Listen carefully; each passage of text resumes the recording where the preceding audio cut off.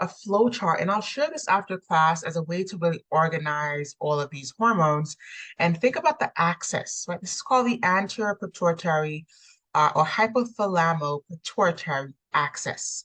And the axis here is that we have hypothalamic hormones, and we have several different examples. So while we kind of looked at this simplistically, there are multiple hormones that are having an initial sort of instruction released onto the anterior pituitary. Now, depending on whether it is a releasing hormone, which is what RH means, or an inhibiting hormone, which is what IH means, it will either stimulate or inhibit the anterior pituitary hormones from being released as well.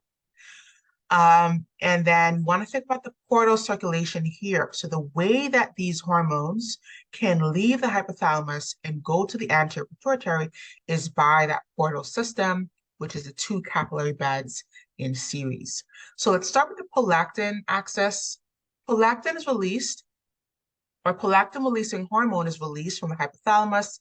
It is going to stimulate prolactin to be released from the anterior pituitary, and that will enter the blood, and it's going to go out and encourage the breast to have milk production. So this is where the mammary glands can get developed. The alveolar cells of the mammary glands can actually start making that alveolar secretion, which is milk. If that were to be inhibited, that would actually stop milk production by way of stopping prolactin release.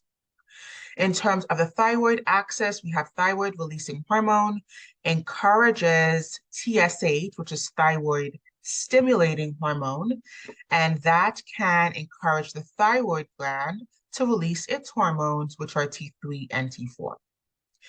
And those will be released from the thyroid gland itself.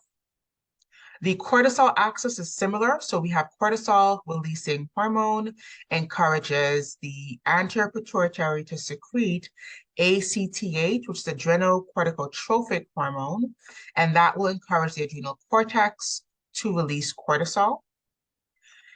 Then we have the growth hormone axis. This is another one that has both inhibiting and releasing hormones.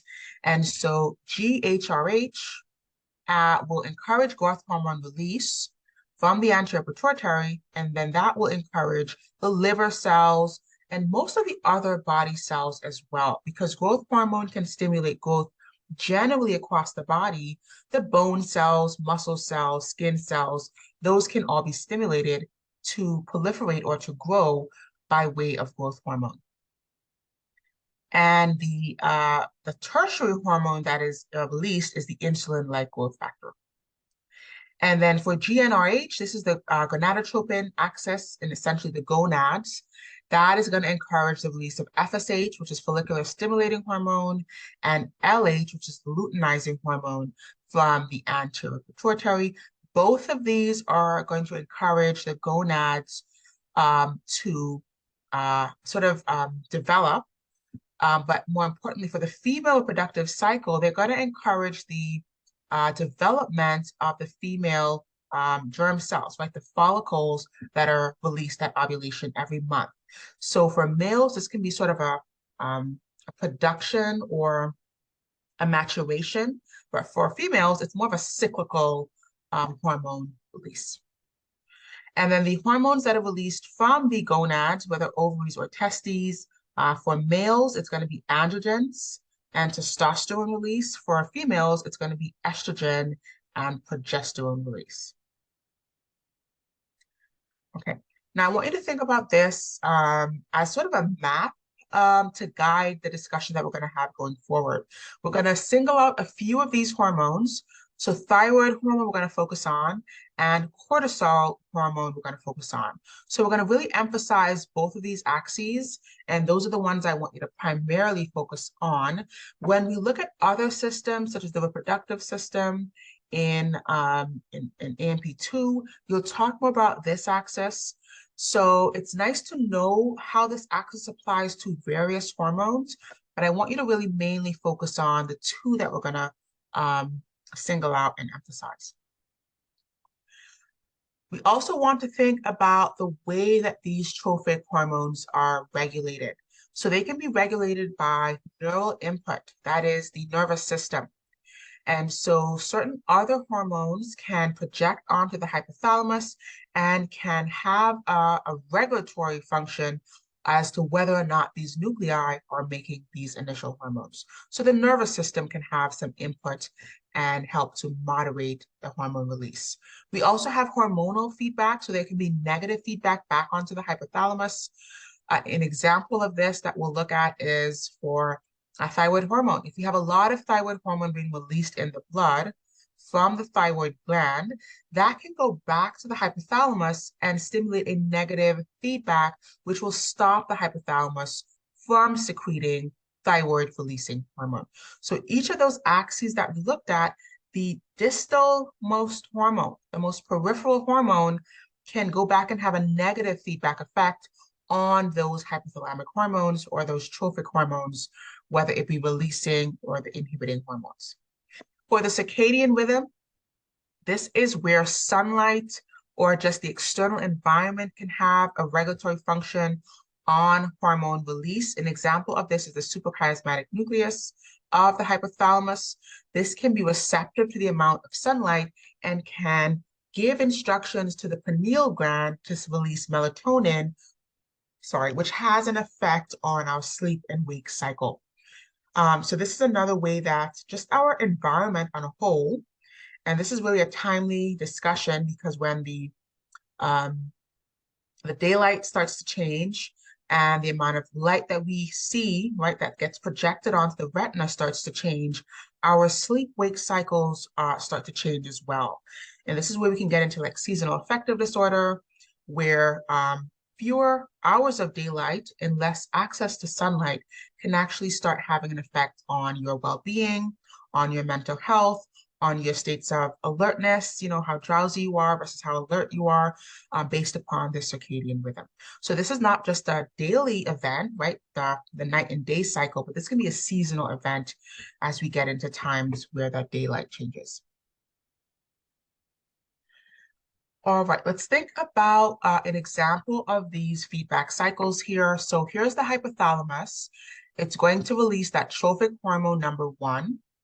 That is going to stimulate the anterior pituitary to release trophic hormone number 2.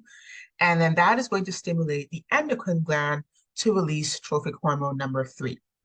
Well, not trophic, but hormone number 3. It's no longer trophic if it doesn't stimulate another hormone release. That is going to eventually encourage the target cells to respond, as well as have a negative feedback loop. And there are 2 examples of negative feedback loops.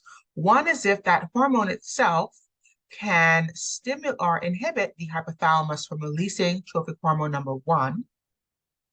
This is going to be an example of a long negative feedback loop.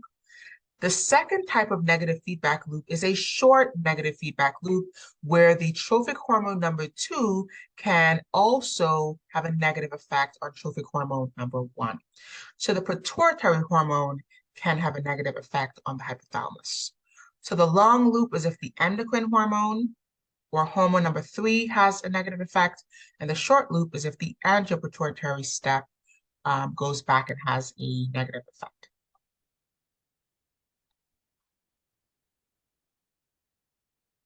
Let's look at the pineal gland. So this is a gland that is found at the base of the brain, the posterior aspect of the brain stem here. It secretes melatonin.